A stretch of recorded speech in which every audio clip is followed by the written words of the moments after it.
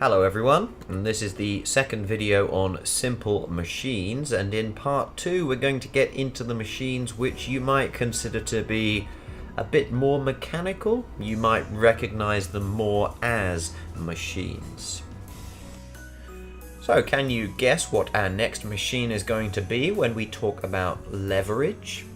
So in business, leverage or leverage is a bargaining chip. It's like something that you can use, some piece of information or valuable item to make your rival give you a better deal. And we take this word from the principle of a lever or a lever, which is a simple machine that can change the direction and size of a circular force. The lever is always a circular force because it rotates on a pivot point. Sometimes you don't think of levers as a circular force because, as in this picture, most of the motion you will apply will just be straight. And indeed, the object at the other end will just be straight as well. However, you are rotating around a pivot point, and that means the force must, at the end of the day, be circular. And the further you are from the pivot point, the smaller force you need to move the lever. And so the mechanical advantage of the lever depends on the distance from the pivot point. And just briefly talking about the picture there on the right, this is a representation of, I think it was Archimedes, who said, "Give me a fulcrum and a lever long enough, and I will move the world." A fulcrum is another word for a pivot. So he's basically saying if you had somewhere to put your lever, and a lever that was long enough to make the force something you can manage, you literally can move the earth. And that is literally true, technically, although good luck finding any way of doing it in reality. So we're sticking with levers for a bit. They come in 3 types actually. The first degree lever is a pivot between the input force and the output force. So when you apply the input force, then you push down, and the output force, being closer to the pivot in this lever, is going to be greater but over a smaller distance. Okay, the direction of the output force is also going to be opposite to the direction of the input force. So just have a think if you can come up with one common use for this type of lever in your everyday life, or something maybe not every day that you do. Also, you can calculate the mechanical advantage of a lever fairly easily by comparing either the forces or the radii of the sides of the lever.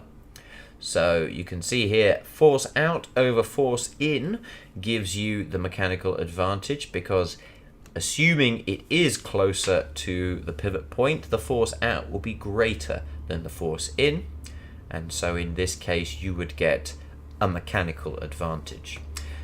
You can also compare the radii. As I said, in this case the input radius is going to be larger than the output radius, and so this is what's going to give us a mechanical advantage. So just sticking with the first degree lever for a moment, less often a first degree lever can be used to create a smaller force but over a longer distance, and in this case the lever will have a mechanical disadvantage. If you notice, we still have the pivot between the two forces, but this time the input radius is shorter than the output radius. So when we rotate the input radius, then the output radius rotates by a greater distance, but with a smaller force. The equations are exactly the same, but now because the smaller number is on the top, the mechanical advantage will be a ratio that is less than 1. One of the reasons these are not used so much in real engineering is that in reality, of course, the output radius weighs something. There is some mass in the output radius, so the longer you make it, the heavier it becomes and the harder it is to move, especially with the shorter input radius. So this kind of lever very quickly gets impractical for moving large loads, but you might see it used from time to time out in the world. Next we move on to the second degree lever, and in the second degree the output force is actually between the input force and the pivot. So the output force is closer to the pivot than the input force, so that means it's going to be larger. And both the input force and the output force are on the same side of the pivot, which means they're going to act in the same direction. So what is a common use of this type of a lever? Mechanical advantage is calculated in exactly the same way, although this time you have to be careful because you need to remember that both the input radius and the output radius are measured from the pivot. It's sometimes quite tempting to think that having measured the output radius, the input radius is just the rest of the length, but it's actually all of the length, including the output radius. So make sure you remember that. And finally, we have the third degree lever. And in the third degree lever, the input force is between the pivot and the output force, which seems quite peculiar, but we do make use of them. So the input force on this occasion is actually of greater magnitude, and you put it over a shorter distance. And the output force in this case is going to therefore be smaller, but it's going to be applied over a longer distance. And when you're dealing with perhaps smaller objects using Newton's laws, this can give you a big advantage.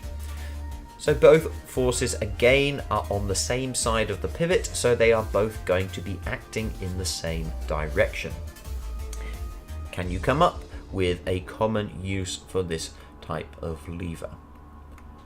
Finally, again, we can see that we can calculate mechanical advantage in the same way, and again we have to be careful that this time it's the output radius that's the whole length of the lever, while the input radius is only a section of it. Moving on now, we have the wheel and axle, which you could think of almost as a lever applied at a distance. It's going to have very similar properties, although it does make more use of the idea of rotation, and as you move up in physics you will start to see that rotation and angular momentum and things like that are very strange and unintuitive parts of physics. So there's more to the wheel and axle than meets the eye. However, in principle, the mechanical advantage of a wheel and axle is based on, again, the ratio of the radius or the output and input forces. In this case, the radius in question is of the part of the axle where you take the output force or where you apply the input force. And of course you can use the wheel and axle both ways, either turning the axle to get an output on the wheel or turning the wheel to get an output on the axle. So rotational force is called torque, and we're not going to get into the nitty-gritty of torque in this video. It's like force, but it has a few extra qualities because it's rotating. So the last machine is the pulley, which is something that looks more like a machine than anything we've seen so far, perhaps. So a very important point to open with is that we are going to talk about pulleys as if they have no friction. We are going to talk about ideal pulleys. But in the real world, of course, all pulleys lose efficiency through friction. And you can imagine there, those wooden pulleys probably create quite a lot of friction on those rough ropes. They get probably pretty warm. So a single ideal pulley is going to reverse the direction of a force without changing the magnitude of it. So there you have a rope going around one ideal pulley. You pull to the left with 10 newtons on the blue arrow there, and the pulley will cause the rope to move around from the other side 180 degrees, and the rope on the other side will move towards the pulley with a force of 10 newtons.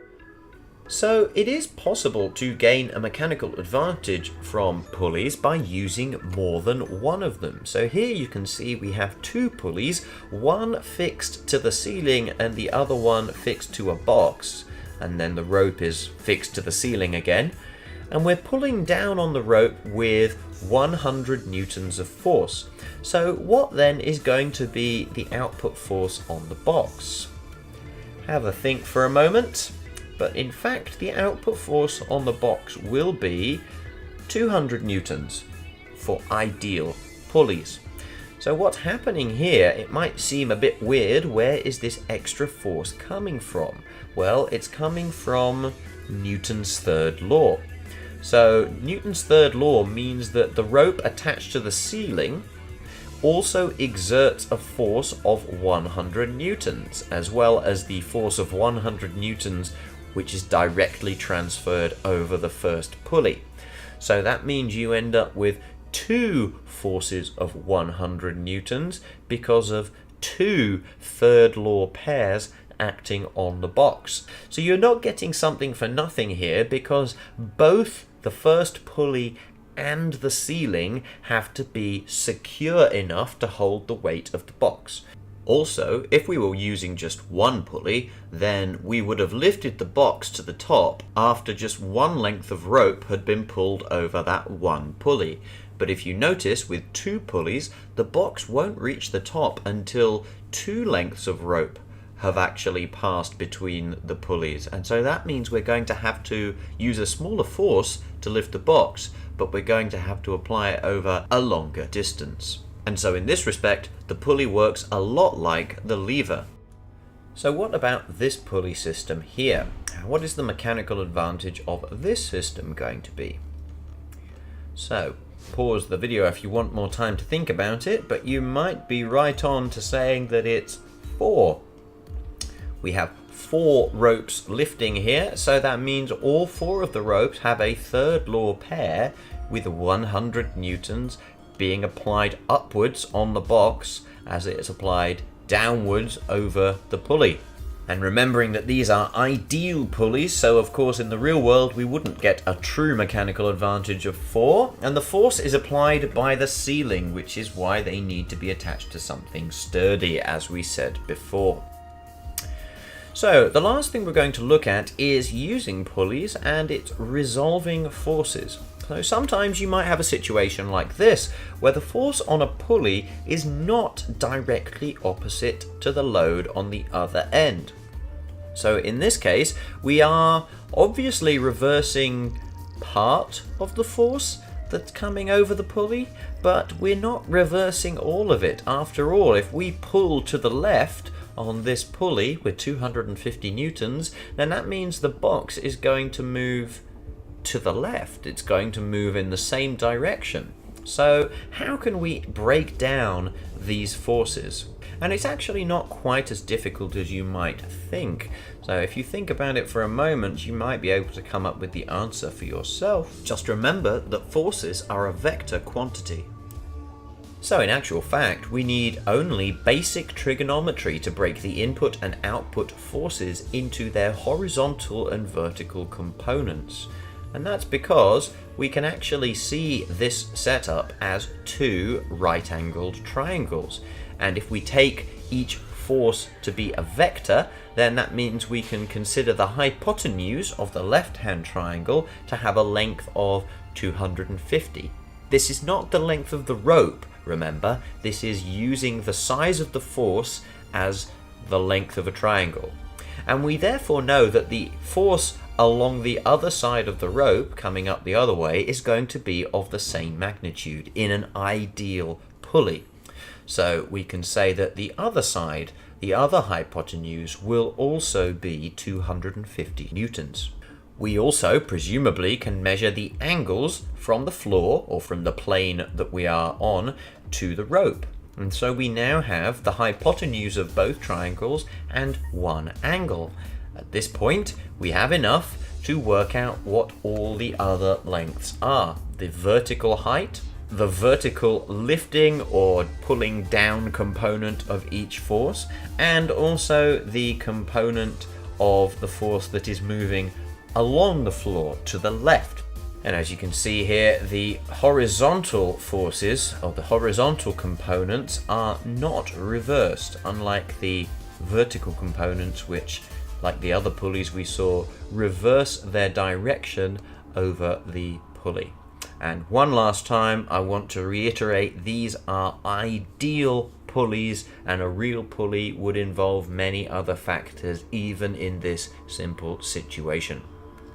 And that concludes our little look at some simple machines and the basic ways in which they work. It's worth mentioning just at the end here that you can see here why ratios are so very important in physics and why you should be comfortable as you can with them early on, because they really do give the character of the relationships that we're looking at. Whenever we're using maths in order to make a relationship between two different parts of the world, two different physical qualities, it's very often a ratio that we use to establish that character.